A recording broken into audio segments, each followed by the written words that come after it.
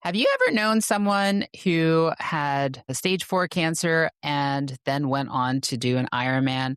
Well, I'm here today with one of my athletes, Jim Logan, who I have been working with for what's coming up on a year now. We are training for Kona. He is going to be competing this year, and we're going to have a long chat about that. But he is a recovering cancer patient and has trained pretty hard, just like the rest of you and I would be for this race. And I'm super excited to have him on and talk about his journey. I'm Jill Bartholomew, and this is the Be Fierce and Try podcast. So, Jim, I'd love if you could tell us a little bit about yourself. Absolutely. I grew up in New Jersey through the 70s and 80s, and moved to Atlanta in 1993, met and married my wife in 96. I've been happily married to Kelly for 30 years. I believe she's been happily married for about 25 of those years. I have a well-adjusted son, 21 years old, that we've raised, and we're pretty proud of him. And I've been a lifelong long-distance endurance athlete. I'm not the fastest guy. I'm not the slowest guy. I love the endurance sports, everything from marathons to century cycling. And then triathlon's really been my passion for the last 30 years. I've probably done over 300 races. I try to do 10 races a year. Leading up to me at age 59 and a half in April of 2024, without much notice, I was diagnosed with stage 4, a metastatic colorectal cancer that had advanced into my liver in a way that there were no surgical options. It was really at the time just chemo till you die. And they gave me probably 6 months, 2 years to live. And that was over 2 years ago. So that's what they know. So Through the process, I never stopped training. So through all the treatments and everything else, I just kept training for the triathlon because that's all I've ever known how to do. And so I just went back to that. I have so many questions, but my first question it is kind of inspired as you're talking. I'm like, it feels like some cancers, like pancreatic, for example, often you hear about these, like, I didn't know I was sick, and then I'm stage 4, and others get diagnosed really early on. Is that kind of typical for this type? Colon cancer is the second leading cause of death in cancer, and mostly because it goes undetected. And in my case, they call it colorectal, but my cancer was in my rectum. If it's in your colon, the colon walls are a little thicker than the rectum walls, and it can really stay in there a little bit longer. If it's in your rectum, it's an easy jump to the liver. So you get the cancer, and then boom, it's in the liver, and it becomes stage 4 when it jumps from one organ to another. Gotcha. So if it stays contained within one organ, then it's much more, you can deal with it a lot better. Once it gets out into the system, so to speak, in the lymph nodes, in the bloodstream, like I have 2 little tumors in my lungs that haven't moved since this started. So once it's out and about, there's really no cure. The best you can hope for is no evidence of disease, which means with all the modern technology and scans and blood tests that they can't detect the disease, which fortunately, recently I achieved for the second time in 2 years. Yeah, I was going to say, you just had your second clean scan. Yeah, really we started our training program in December. I was no evidence of disease at that time. And my high hopes were that I could get through 2026 without cancer, without chemo, without surgery. And January came and all hell broke loose. So my ostomy, my stoma prolapsed, which put me in the hospital, which is when they discovered the 3 new tumors, which put me in chemo. And, we continued to train. As I said, I've given you an impossible task, which is develop a plan that changes pretty much every day. Going through TriDot and changing all those workouts is like moving stuff around every week, every day. So it's been a great challenge. Yeah, every athlete has some drift, but usually it's, work, family events, illness. With your plan, we in the height of your treatments, we were changing it basically every day. Yeah. So I also want to mention, before we get too much further on, that you have been on a little bit of a whirlwind PR tour lately for your new book that, did you tell me earlier it just got published? It just hit Amazon Live, launched yesterday, and I think it came out number 2 in the bestseller area and then number 1 in the triathlon area. So that's day 1.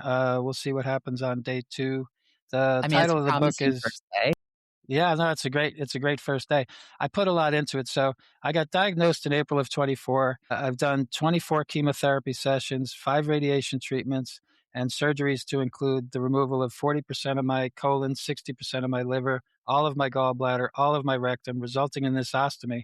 I continued to train throughout the entire time.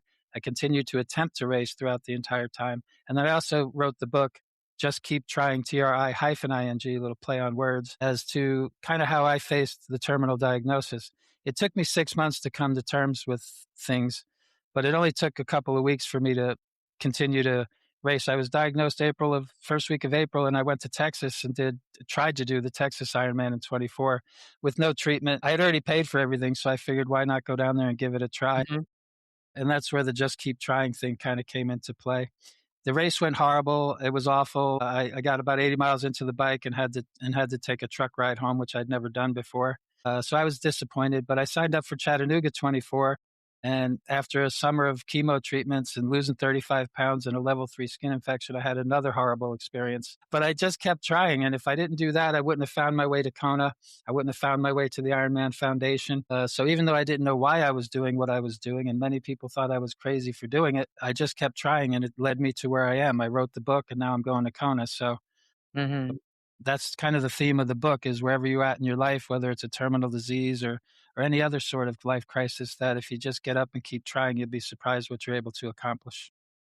Yeah, when I first heard your story, September-ish last Hmm. year, I was like, "Wow, 1, I gotta work with this guy." 2, which, I was like, "Wow, he's been through so much. We gotta get him across." And then 2, it's like, "Wow, you've been through so much." Like, it's been a rough journey, but you've done a number of fulls. Tell us Yeah, about. without much success. So it started in 2018 when I finally decided to do the Ironman after decades of racing. That was the one big race that I had not achieved. I was 55 years old, and pretty much before then, I was able to kind of wing it and finish any race I started with, even without doing the proper training. Which I showed up in Chattanooga 2018 not properly trained for an Ironman.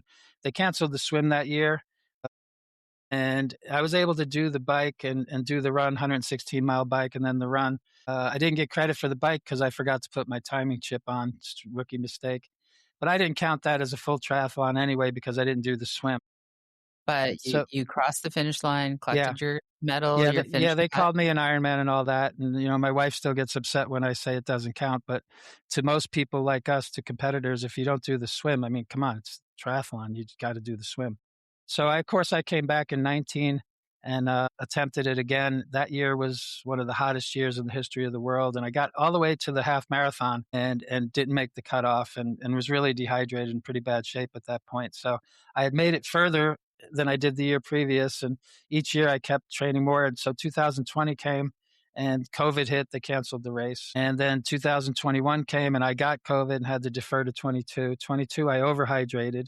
Then I decided Chattanooga was cursed, so I went to Texas, So when thinking that was an easy Ironman because it's flat, which was wrong. It's yeah, not true. so in 22 when you overhydrated, so were you hyponatremic at that Well, point? what happened was I had dehydrated in 19. So the one thing I didn't want to do was dehydrate. But that year So you turned out to you be went too very far, cool. did It was you? like 75 degrees. It was a Yeah, light breeze. And I just was so focused on hydrating and drinking that I overhydrated. And what I didn't know until after the race was that the symptoms of overhydration are similar to dehydration, and it's mhm. equally dangerous. I mean, it can really be a problem. A lot of times when people are overhydrated on the course, workers and helpers think they're dehydrated, so they want to give them more fluids, which is the worst thing to do.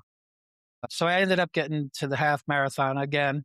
I've been that close many times, and by the time I got to Texas, I was probably already had cancer and didn't know it, and things just got more and more difficult until finally I was diagnosed. And the last couple of three Ironmans I attempted were with cancer, and really they didn't go well. So I'm up to like Yeah, 8 DNFs, getting this close to the finish line. And, every time I come up short, I become more determined to go after it. And just because I got cancer, there's one thing I want to finish before I die. So, in fairness, Texas is deceiving. It's not as flat as everybody says it is.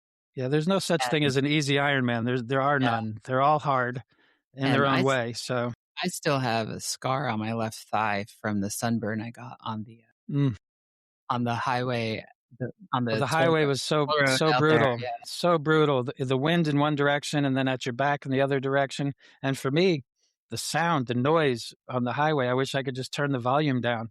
It was Yeah. so loud. It is And very loud. I didn't realize when I got my gear bag, they had ear things in there. I didn't realize why. I just threw them to Did the they? side. I was like, what do I need those for? It's like the highway.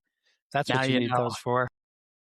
Yeah. Yeah. I I've not that's interesting. I didn't maybe they didn't have them the year I did Texas, but I What don't I would remember. tell a little trick of the trade if you're doing Texas, bring something to put in your ears because to me the highway sound was just so loud and deafening. I just wanted to turn it down, you know. And with the wind, Is I hate the wind. I'd much rather do hills because the wind doesn't stop. It's relentless and it just tears your soul out. At least with hills, you get an up, you get a down, you get an up, you get a down. You know, there's a little respite somewhere, so whereas the wind is just relentless. what I've discovered with Ironman, and it seems to be specific to Ironman. Ironman has 2 types of courses, maybe 3. You can have scenic and hilly. Which is Flat, Chattanooga, and I love that if right. they You stay can in have the out in the country. flat and windy. Yeah. Or if you're having a really good special day, it might be scenic, hilly, and windy.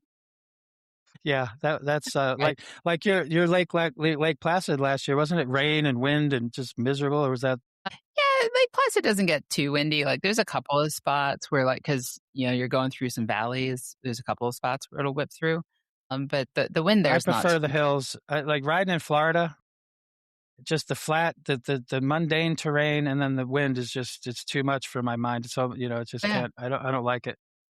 yeah. I just did Jacksonville, and I was because it is Florida. And I've ridden a lot in Florida. I was expecting it to be actually a little bit windier than it was, but there were a couple points on that where I'm like, I'm putting the power down, and I feel like I'm not moving.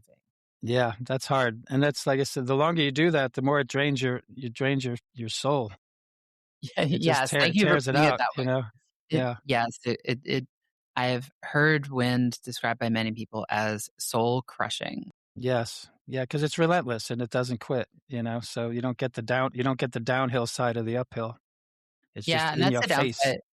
That's the, no pun, downside of flat courses Yeah. is you are always working. Wind or not, you are And always that's working. where arrow position comes in. If you're not good in arrow, you're not comfortable in arrow, you're gonna have a hard day. That's right, and it's funny, I had another athlete last night, we went out on a, like, 50-ish mile ride over the weekend, and one athlete last night, my shoulders, my neck hurt so bad. It's like, "Yeah, yeah, gotta train an arrow, staying in Yeah. arrow for 3, 4, 5 hours at a time." That's a lot of stress on your neck because it's gotta Yeah, hold that 12-pound weight that's your head up. if you're coming off of a winter climate indoor training, you can get a little Mhm. lazy with your head and your positioning on the indoor bike because you don't have to hold your head up when you're not on the road, you know? So you can find yourself staring at the ground and like, "Oh, it's just easier," you know? Oh, yeah, for sure, and some of the new, Aero helmets are not as light as just a Yeah, so you regular gotta hold old that up road as helmet. well. Yeah. Yeah, they can be a little on the heavier side.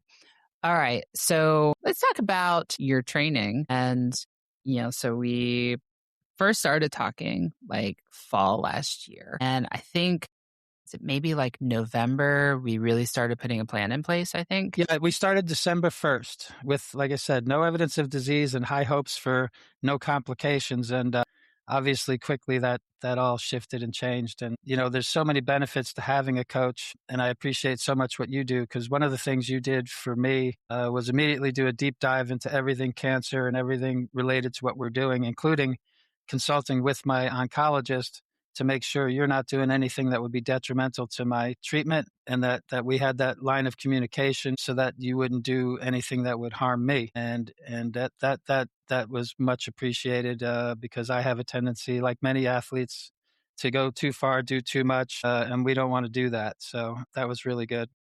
Yeah, and I wanna throw that out there that, like, if you can, like, I consulted, when you were at disease free, like, it wasn't an Yeah. issue, but Hmm. when it came back up, I consulted some of my peers, ChatGPT, and, the general internet, Google is your Hmm. friend. Yeah. And everything I found said, that, training while you're on chemo is maybe a Uh, bad idea, my right? doctor was against it. All my doctors were against it, but I won them over. Over the 2 years that I've been in treatment, my Dr. Jha has changed her opinion to it's a bad idea to, well, let's see what he can do. Yeah, and so I'm a big believer in like, well, let's talk to the actual physician and see what they actually have to say.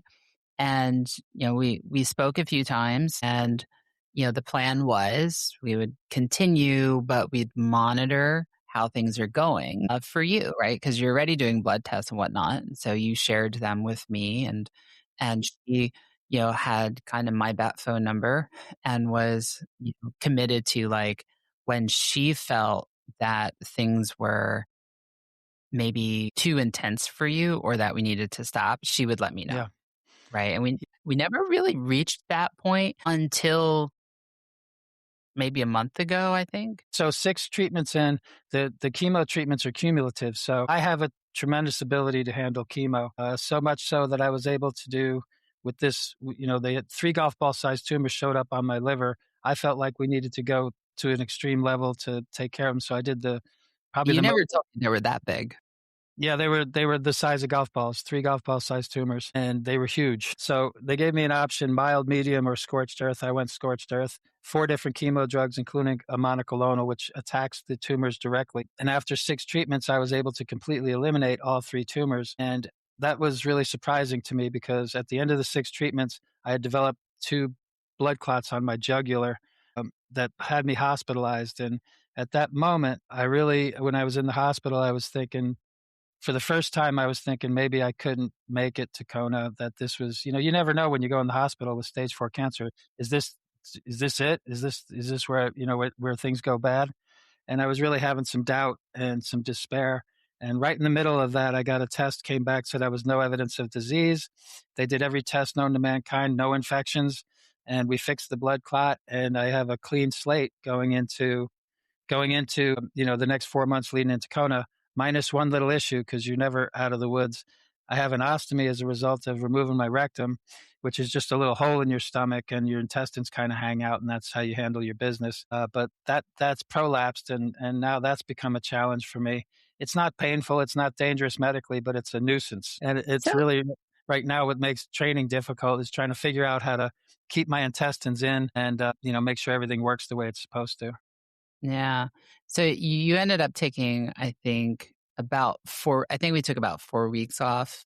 That's what it's But been. Yeah, it's been yeah. about that now, and I've just gotten back to riding my indoor bike and trying to figure out this ostomy thing. But yeah, we're just getting restarted. So Yeah, and as a coach, it's been interesting because, most people like your fitness moves up and down in fairly predictable ways. hmm But with the chemo and everything else, we see it move a little differently. yeah, So like most people will lose like, 2% of fitness, in the first couple of days and then like 10% over the first month or whatever. In your case, like the slope is a little steeper, but it goes in both directions. I lost 20 pounds over the 3 months I was doing the chemo while I was training. So one of the most difficult things is trying to eat, trying to get food in, and you're training, and so your calorie demands are higher. But with chemo, it's just certain foods you can't eat. So I relied a lot on protein shakes, but I still lost 20 pounds. I've put on probably 12 or 15 of those pounds back, but that's exhausting, losing weight, gaining weight. It really takes a lot out of you, but I'm starting to feel a little bit more normal, even though I have to go back on chemo June 4th. It's a maintenance dose, so it's a much, much lighter dose, but this will keep the tumors from hopefully coming back.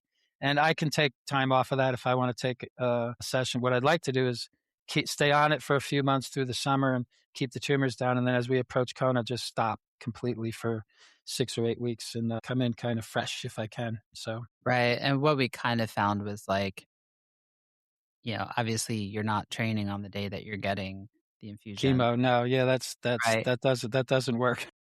And then like the next 2 days we kind of took off and then Keep it light. I can't swim because I got the stupid pump. One of right. the drugs has to be administered over 48 hours, so there's limitations there.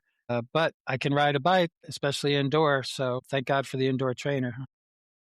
So That's been we my kind of ended up savior. in like these micro training cycles, which was Yeah, and interesting it'll to take me see a how minute that to turned out. to get my legs back under me. And I was like, I was actually improving, even though I was on chemo, and we were in the. I was starting to see some improvement in my running and in my cycling, and then of course I got hit with Sure. the clots and get set back. So now we'll start up again. I'm not training to set a personal record. I'm training to finish this race under 17 Mhm. hours, and I think with 4 months ahead and no tumors, I for the first time I have a reasonably expectation that it's possible. So, one of the things that might be interesting to our listeners is you are not the only athlete with an ostomy bag. And I've heard I've heard and seen reports of some people who are like, it's not a big deal. Just, run with it and it's fine. And other people are petrified of like how it's going to behave. How have you adapted to that pretty significant change from what you were used to Well, for I'd the previous? say, of all the things I've been through, this is the worst. We were just talking earlier about these little injuries that, Mhm. can tend to be they're a real nuisance. And I don't say I'm angry, but I'm like, after all I've been through, if I didn't have this stupid thing, I'd be so happy because I could just go and train and do, but I have to worry about this all the time because the prolapsing ostomy, which means the intestines kind of flop out almost like a little elephant trunk, and I can shove it back in. The first time it happened, I went to the emergency room, figured I was going to have surgery.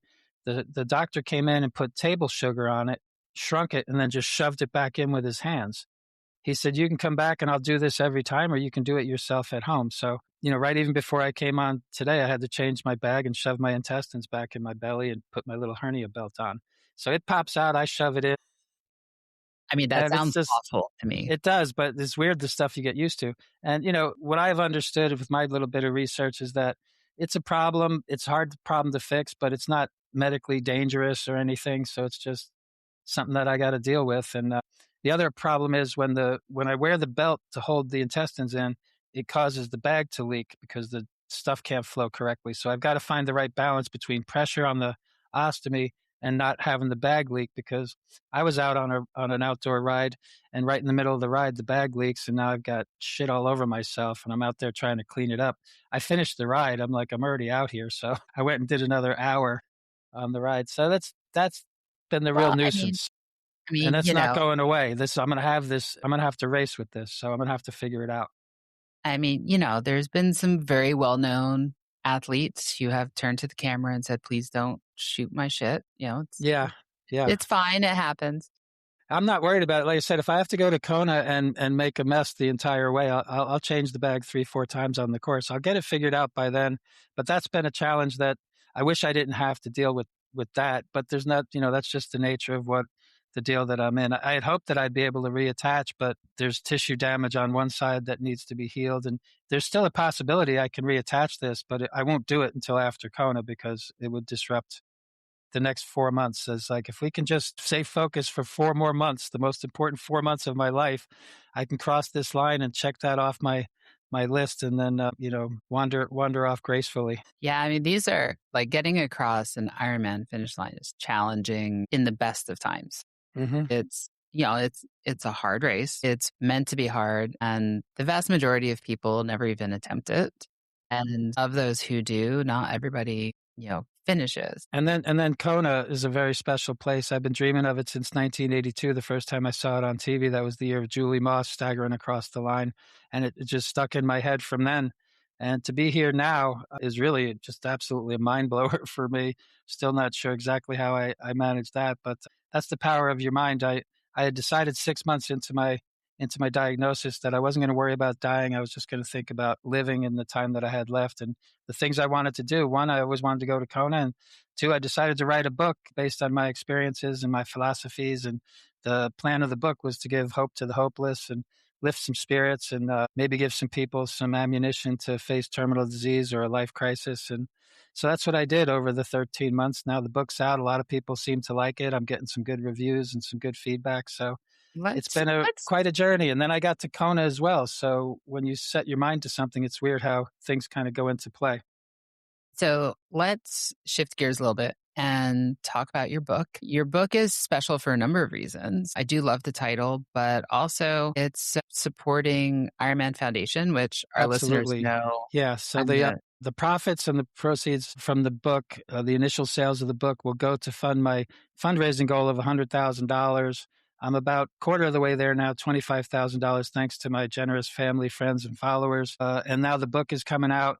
I've dedicated the profit from the book to the fundraising goal. And like I said, the initial goal of the book was to, hopefully help some people that are going through similar situation to me or difficulty in their life. And based on my whole philosophy of discipline, sacrifice, suffering, and pain, and just my life's philosophies, there's some nuggets in there for everybody. It's an easy read. And, so some people seem to like it so far. The money goes to the foundation. And that for me, getting involved with the foundation and Audra and all the people at the Ironman Foundation. We were just in Chattanooga. I wasn't able to race because of the blood clots, but I went down to support the other Ironman Foundation team members and, Greg Schaefer and Scott Christmas and so many great people. Also, Greg's dealing with Parkinson's, and Scott's got his survival story as well. So it's just so inspirational to see the others. And then to hear my name mentioned in the same category is almost shocking to me sometimes because I don't feel like I'm that person, but I guess I am.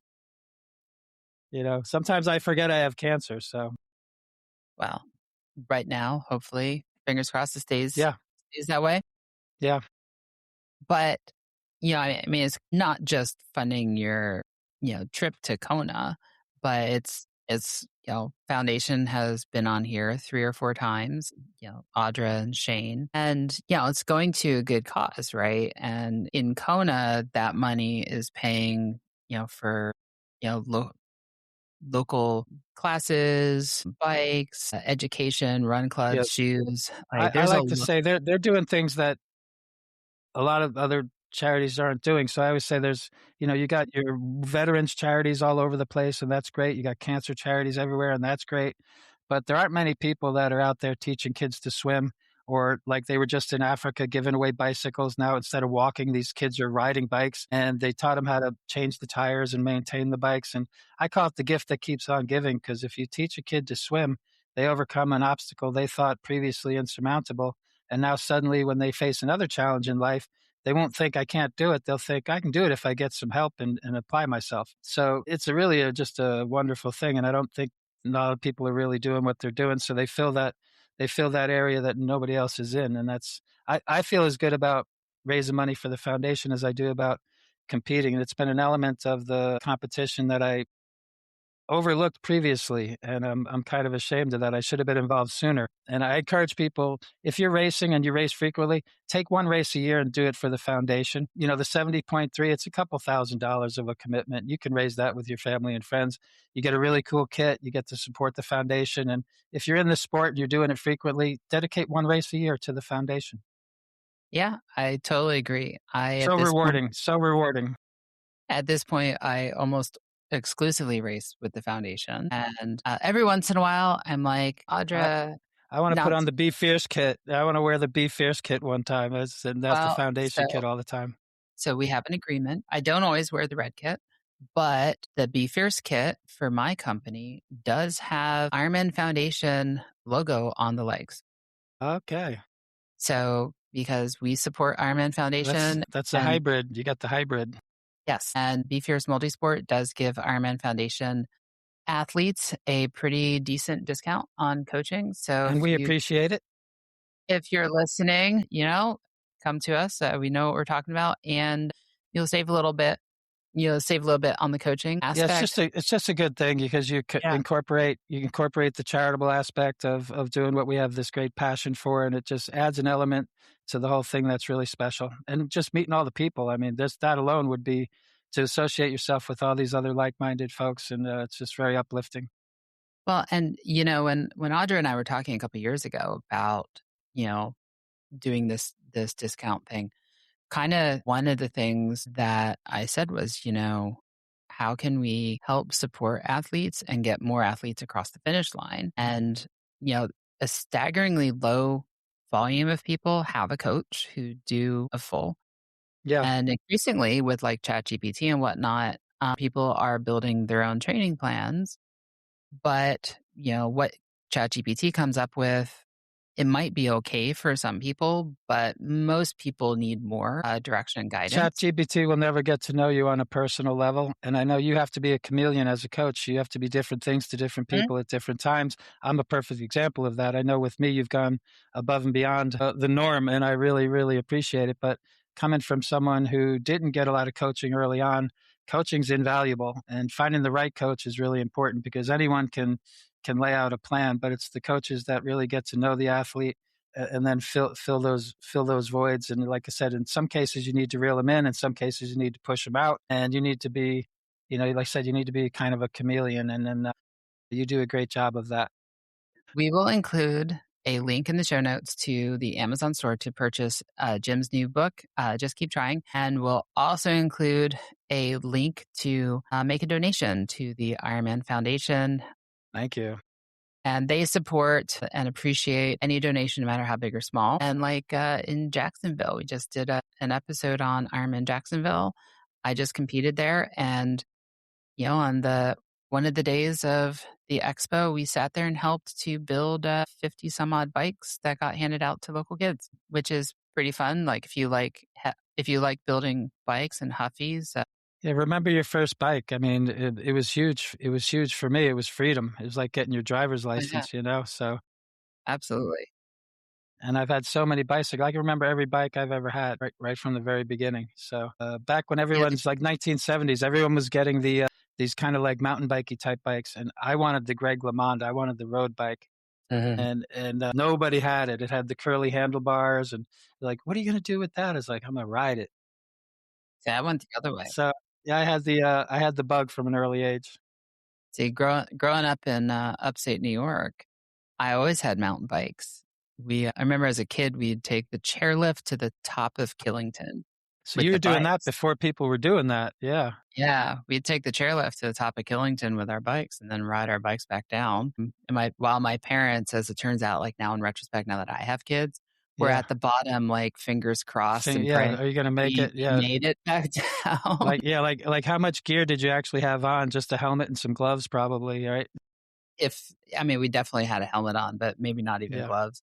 yeah, And yeah, I traded that in later, for a road bike. I remember my first road bike. I was like, I felt so unstable changing yeah, positions. A road bike has 3 distinct positions to ride in, 5 if you pick a few illegal ones. And it was like going from riding on the hoods to the yeah, bar to yeah, the drops. It felt so weird. And now with tri bikes, it's like adding in, going from, the base bars to the aero bars. It's a skill to yeah. develop. I remember I just got my Argon 18 a couple of years ago. It's, I spent a lot of money on this bike for the Mhm. first time.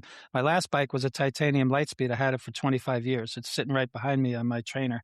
But I rode that thing to death, and then I finally stepped up and got the bikes that everyone has now. And riding that for the first time was an adjustment. It took me a few minutes to get used to even the transition from my other bike to this bike. It was like, whew, the thing it feels like it does 10 miles an hour just by it's just sitting still. You don't even have to do anything. It just takes off on its own. But yeah, I really enjoy the new bikes, although it's taken a little getting used to with all the freaking batteries that I'm not used to, but I do love the electronic shifting and the disc brakes. That was, again, another adjustment.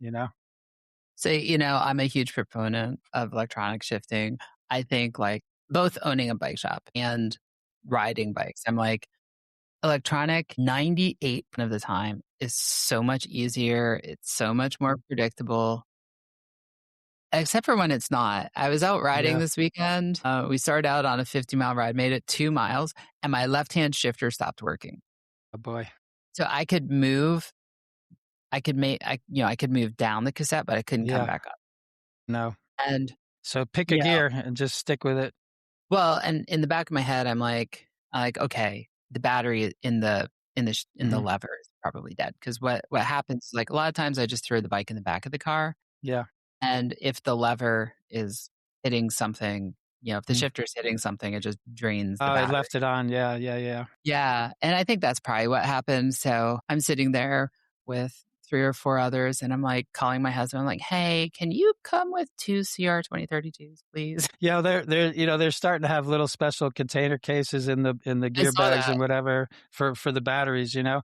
One of my Yeah. first like, my first ride with my new bike, I was, like, 10 miles in, and I couldn't go big ring to little ring, and the guy comes up and he says, "Your battery's dead." I said, "No, I charged it." He said, "There's 2." I only charged 1, so I had to do the whole I did decided to do the whole race in the big ring. I should have chose the little ring.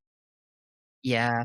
But, I mean, that's one of the things I like with the SRAMs is, like, if one Yeah, I've dies, got you've got SRAM. 2, Yeah. and, like, most That of is the one time of my concerns with Kona is I don't wanna have any kind of mechanical issue. I'm not a great mechanic, so I wanna have backup batteries and just think of every little detail that I can that if that there's something that I can fix on the course, I wanna be able to do it. the good news is at Kona, you're gonna have 2 mechanics looking over your bike.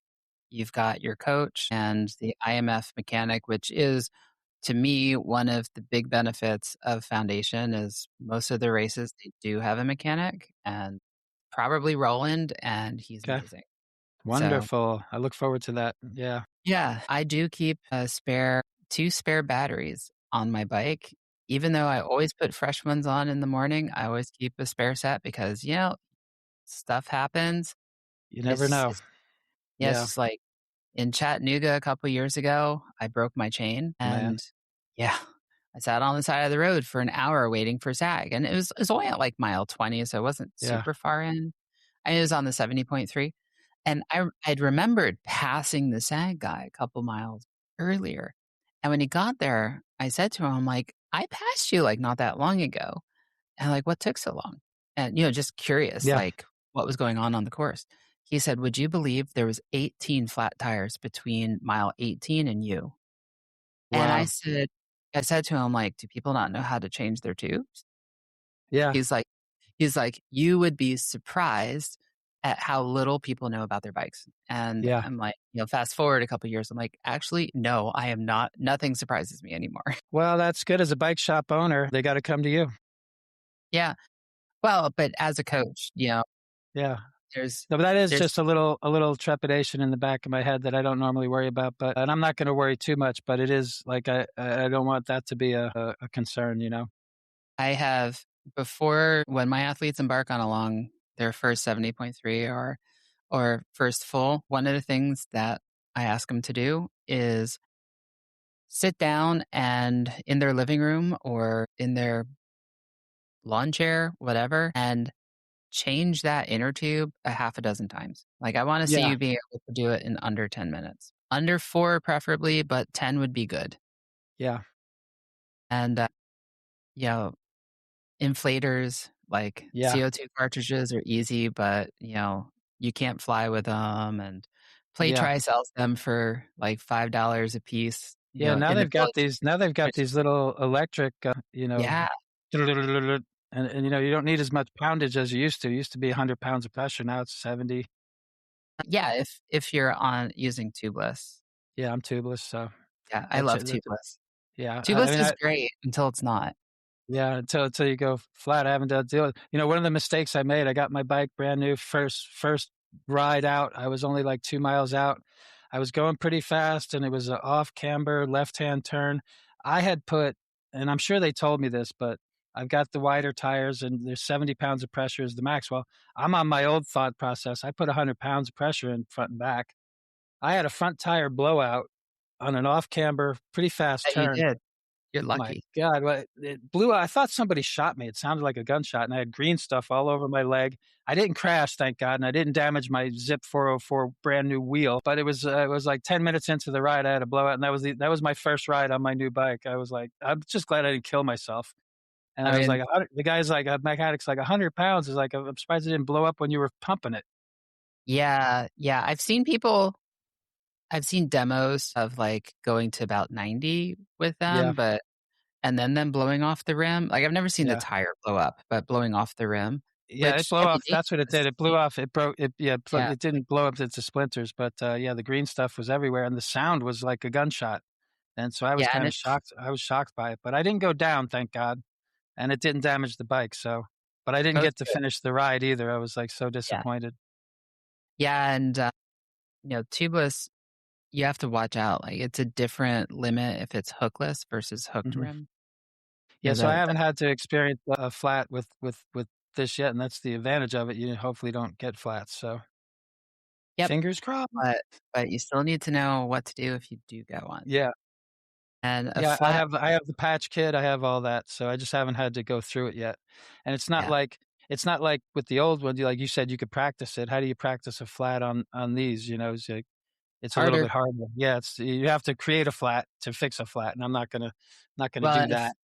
and a flat like that with tubeless Yeah. is usually, like, a pretty I've patched significant many puncture. tires in my day, so if I have to plug a tire, I'm pretty sure I can do that. Yeah, yeah. I I have the, was it the muck off plug kit in all And I my also bikes. thought, I don't know if it's possible. I guess it's you could carry a tube and throw a tube in there. So that's actually what I do. I do have the plug kit, but I carry a TPU tube in Yeah. my bikes just in case. Yeah, so you could fill it if you had to. It's not ideal, Messy. but it'll give yeah, yeah. It's gonna be messy, but it'll get you home. Alright. Yeah, so I'm not gonna worry too much about that, but, have all that support and the good mechanicals, so that'll be good. So looking forward, we have what, about 4 see months. races in October, so we got 4 months. How are you thinking through the next 4 months? I know you're planning to get to Kona a little early, do some heat acclimation, Yeah, we'll maybe be some training. going the 1st right at the end of September, the 1st of October, so I hope to be there 10 days early. I really wanna enjoy and absorb and, just really appreciate the moment. I've never been to Hawaii. It's a lifelong dream. Initially when I started this, one of my goals was just to arrive alive, and it looks like that's gonna Mhm. happen, so we started 15 months out, and you don't know what's going to happen in that time frame. And I don't think I could be in a better position. I mean, I wish I didn't have to deal with the ostomy stuff, but being no evidence of disease with 4 months to go, I don't think I could choose a better scenario. Although I wouldn't have chosen the way we got here, I'm glad I'm at this point, and I think it puts me in a good position. And we'll see how the summer goes. But I'm optimistic as always, which is my nature. And I have a lot of confidence in you. I have a lot of confidence in me, and I think it's going to be fun. That's the whole point. And I want to try to enjoy the summer and hopefully show up with enough fitness to get this thing done, and that'll be a glorious moment. Yeah, so now that the hard part is over, it's, rebuilding that fitness so you show up strong.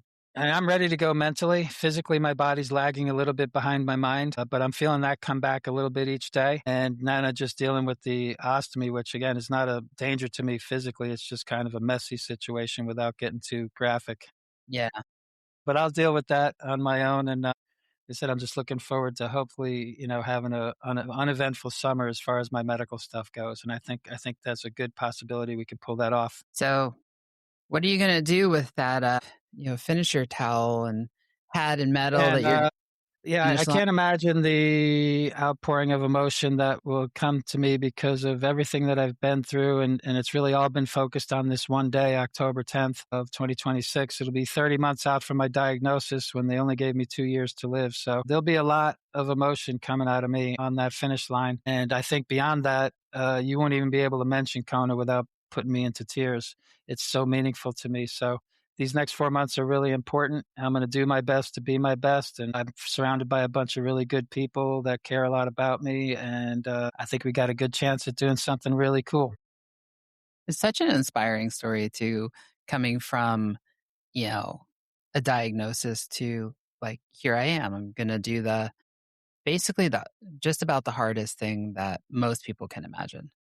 And it's therapy for me, and it's a lot of people, "Why are you doing that?" Well, it's what I've always done, and it's what I love to do. It's not like I got cancer and said, "I wanna do this." I've been doing it for decades, and so you go back to what you love, you go, "That's the way I wanna spend my time." And if I'm able to do it in a way that raises money for charity and allows me to pursue my lifelong dream of going to Kona, which is for any triathlete is just amazing, amazing opportunity. So, yeah, it's gonna be I can't even imagine. It's just blowing my mind to think about. I try not to think about it because I just really want to focus on, Yeah. what I need to do in the next few months. And then if we do what we need to do in the next few months, then race day will take care of itself. So, I think that's true. I wanna come back to your book for a second. You told a story in the book about how you got to doing triathlons. Do you want to tell a part of that here? Like you formed early on in your life a specific philosophy on like how you approach things. What was that again? The discipline, sacrifice, suffering, and pain. Mm-hmm. If you don't have discipline, you can throw the other three away because it doesn't matter. I grew up watching my dad run marathons in London, England, Berlin, New York, and it was always fascinating to see him cross those finish lines. And then I saw the 1982 Ironman and put those two things together. So I think I've been really trying to impress my father for my entire life. But the discipline, sacrifice, suffering, and pain is kind of a philosophy I developed early on in life, and I applied it to most of what I do, whether it's work or fitness. If you have discipline, you can execute a plan. If you're going to execute a plan, there's going to be sacrifices. And regardless of whether you're executing a plan or just living your life, pain and suffering comes to us all. Whether it's, you being lazy on the couch and suffering the health consequences later in life, or the welcome pain that we bring to ourselves through fitness and through Ironman, which I believe helps prepare you for, I don't think I'd have lived as long as I lived if I didn't have the disciplined Ironman lifestyle, which prepared me for the greatest battle that I have to face. So I went from swim, bike, run to chemo, radiation, surgery. It was Mm-hmm. like another triathlon, like another battle. Although the suffering and the pain was unwelcome, whereas when you do Ironman, you welcome that thing. It prepares you for it. And otherwise, a lot of people can't handle the chemo. A lot of people can't handle the mental aspects of it. But I was physically and mentally prepared for the toughest battle of my life. And right now, I'm winning and I'm thriving. So whatever I'm doing is working. I'm going to keep doing it. So I don't know about you, but in a full distance Ironman, I find that the third hour on the bike is the hardest part of the entire race. It's the darkest. It's where for me at least, the mind goes to like, I want to be anywhere but here, that fight or Belong to flight. belong to And go. yeah, you're not quite like for me, I'm like, I'm not quite halfway. And, I look at like everything. It's like, once you reach the halfway point, it's Yeah. like there's I'm less in front similar of me to that. behind me. I got it. Once I hit the halfway point on the bike, now I feel like I'm on the downhill side, and it's Right. more of a countdown than a count up. So just getting to that halfway point is big for me mentally. So how does And getting this, off the bike. Once I'm off the bike, is like, okay, that's a big deal for yeah, no, everyone, I think. now all I got to do is struggle through this run. Yeah, that's when we say, and our friends all think we're nuts, right? That's when we say it's just a marathon. Yeah. Like, You well, don't it's have to still a worry about fall. marathon. You don't have to worry about falling off the bike. It's a little easier Yeah, to eat and nourish. You don't have equipment issues. It just, there's a little bit of relief there, even though you're going to suffer. It's a good feeling to put the swim and the yeah, bike behind you. yeah. It's like it's it's just a marathon in comparison to the whole, but it's still, as my husband would say, a whole ass marathon. Yeah. So my question was like, how does that philosophy get you through kind of those dark moments? Because on an Ironman, like I don't care who you are. There's going to be moments where you have that doubt and you I want to think be that's what it's one there. of the reasons I think a lot of people do the Ironman. And a lot of people have asked me what happens when you're 7 or 8 hours deep into a race and the pain and the suffering get to be great. And I think that's what a lot of us pay for. That's what we go for. That's what you're in it for. And that's where the learning and the growth and the, overcoming your mind and getting through it. When you get through it to the other side, you realize all the rewards. And it's always been a little bit of a joke. A lot of times in Ironman, you finish a race, and I've done it before where I said, that's it, never again. I'll never do this stupid race again. And then a week later, you sign up for another one. Oh wait, you make it a whole week? A week, yeah, maybe not that far, but that's what brings you back. And I think there's joy in the pain. I think there's meaning in the suffering. And once you understand that, you can extract the nuggets, the silver lining in the pain and the suffering. You can make it worth something. It's meaningful. And that's hard for a lot of people to understand because it's human nature to avoid pain and suffering. But there's joy and meaning in it, and you have to look hard to find it. You have to work hard to get to a place where you can find it because you have to put yourself there, Hmm. and it takes time to get there. So when I get to that point of the tremendous pain and suffering, I remind myself, this is what I paid for. This is why we're here. Yeah, I do appreciate the signs along the course of you paid for this. Yeah, And then, at the end of the course, it's like you've got 98% of your money back. Yeah, you get what Or you what? paid for sure. Yeah, yeah. And then the folks who cross, the midnight finishers, if you will, who cross at 17 or 18 or whatever Yeah, that course limit is, who's 17. who's like, "I got my money's worth." Mhm. Yeah, every penny, yeah, I got every minute on that course, Yeah, yeah. yeah, I No, got my the pain and suffering, I think, is something that whether you realize it or not, subliminally, we're all drawn to, and whether you realize it or not, there is meaning in it, and we all get something out of it. You feel stronger. It's if you can overcome that, you can kinda get through anything in life, and that's why I think you see a lot of iron people be very successful outside of the sport. Because of the resilience, because of the disciplined lifestyle, it carries over into other things. you So it does definitely attract type A's. yeah. Yeah, Yeah, and it's and hard for some people to understand. I know a lot of people said to me early on, especially, "Why are you continuing to do these triathlons? You're failing miserably." Had I not done those early triathlons where I failed miserably, I'd have never found my way to the foundation, to Audra, and to Kona. So that's where just keep trying came into play. I didn't see the finish line. I didn't see the purpose at the time, but it did have a purpose. I just couldn't see it. I had to go through it to get to where I am now. yeah, and, failure is relative to whatever goal you set. I didn't want my last race to be such a miserable failure, so I kept signing up even though I was failing miserably. Yeah, But the hopefully we can rectify that in October. I can have my mic drop moment and then walk away from the sport. I We'll sure see. hope so. I Yeah. sure hope so. I feel really good about it. I feel really confident about the next few months. Like I said, we got a good plan in place, and if I can just stay healthy between now and then, we'll be good. I'm definitely planning to be at the finish line watching you cross. That's going to be fantastic. I can't So wait. so And I'll I be there. appreciate all your knowledge, your support. You're like a Renaissance woman, a modern day Michelangelo. All the things that you do with the racing and the podcasting and the coaching and the bike shop and the mechanicals, multi talented. So I appreciate you taking the time out of your day to help me. Someone might call it overambitious. I Uh, might be yeah, married I might be it's, married to that someone. yeah, okay, yeah. Well, it's very impressive, and I'm glad to be on the team. I'm glad to be part of Be Fierce, and I let everyone know, everyone I talk to, that you're my coach. Well, we're glad to have you here, and I love the references. And before we wrap up, is there anything else you wanna let our listeners know that they haven't heard yet? I want to give a special thanks to Audra. I wouldn't be in this race without her, and she's been a tremendous support, and I really value her friendship and her support. So I have to say thank you to Audra as well. So There you go. All right. Well, thank you, Jim, for being on. And again, uh, you know, Jim just released a new book, came out yesterday. By the time this gets published, it'll be a couple of days from now. But link will be in the show notes. So just click on that link on Apple and Spotify. I think it shows up as a URL that you can just click on and it should go straight to there to grab a copy of Just just Keep keep Trying. trying. TRI-ING.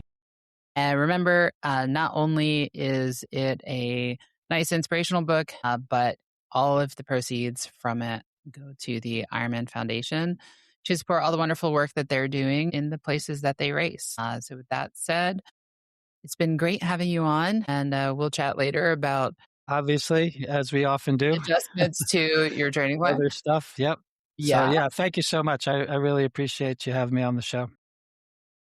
And with that, if you enjoyed this episode, please like, subscribe on whatever platform you're on, share with your friends. And remember, be fierce and be you. And we'll see you next time.